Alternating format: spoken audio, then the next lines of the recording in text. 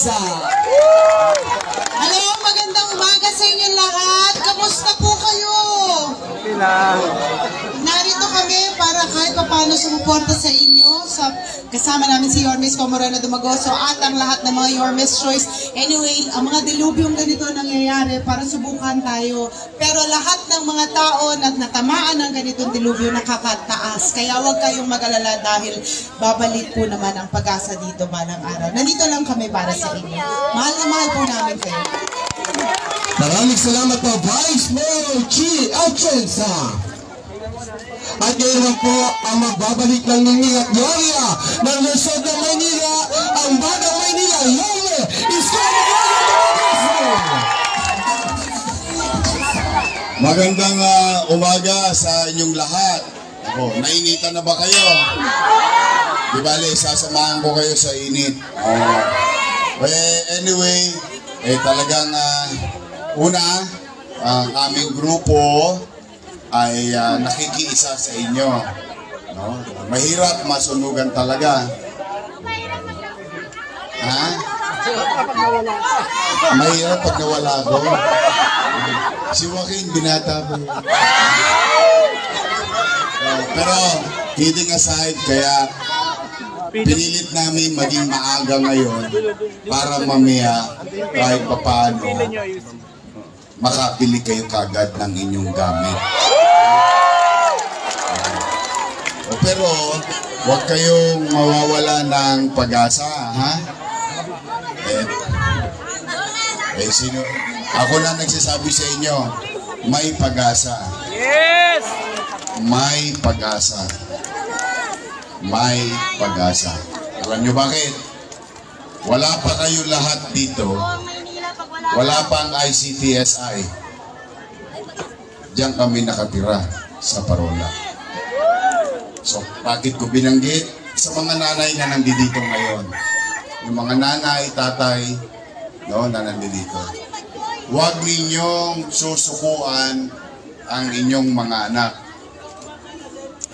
Dahil kung nangyari sa akin na ako'y makaangat sa buhay, sa tulad ng tinitira nyo ngayon, ay pwede rin mangyari sa mga anak ninyo.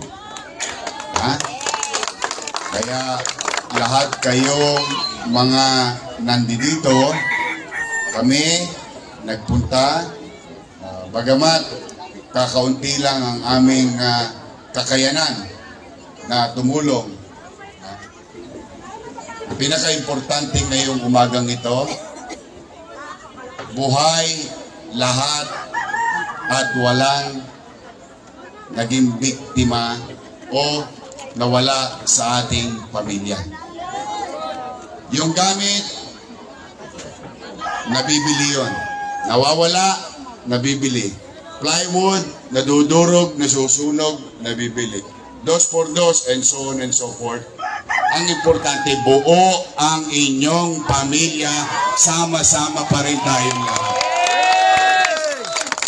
10 ng inyong mga barangay officials na nandito at yung aking mga kasama, si Dr. Irma Alfonso nandito, si Kusyal Jesus Taga Pajardo, si Bobby Hernani, si Ian Nieva, at saka sino pa? Junior Ibay.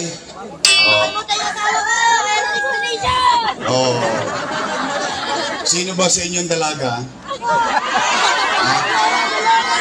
Parang mukha na kayong dalana.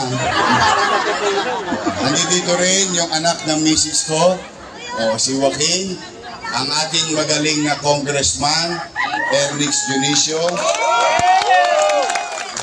at ang aking partner na si Vice Mayor Chi Atienza. Kami nagsama-sama ng resources. Bawat isa sa inyo, simula rito, meron kayong alam nyo naman, pag sa amin, mabilis lang, hindi kailangan mataranta, hindi kailangan matakot, baka mawalan. 2,114 families. Simula rito, magpasa hanggang dulo. Hindi nyo kailangan magtulakan. simula rito hanggang dulo, hanggang labas, bawat isang pamilya tatanggap ng 5,000 pesos.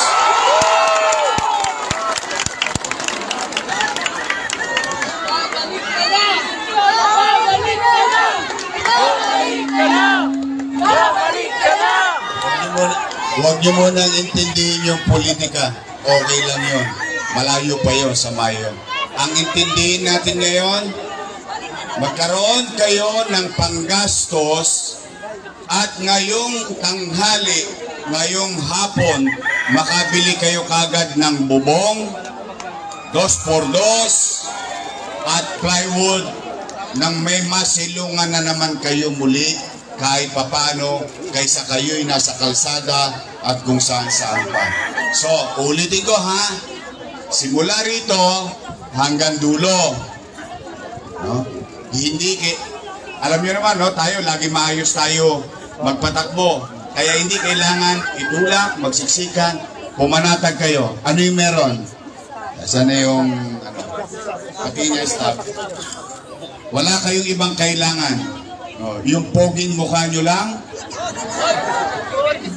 at magagandang mukha nyo lang. Madalit salita, mga mukhang hindi naniniwala na may pag-asa pa. Gusto ko ngiting tagumpay. Magkaroon man lang ng hope ngayong umaga sa buhay ninyo. Ito lang ang kailangan. Wala na. Wala na requisitos. Kaya mabilis to at tulong natin yung aking mga kasama para makabalik na kayo sa kanya-kanya nyong pamilya. Okay? So maliwanag? Doon sa dulo. Naririnig niyo sa dulo? Oh, steady lang kayo dyan sa Kodli. Hindi kayo mawawalan. Oh, tudons mo rin yan, tudons. Don't panic.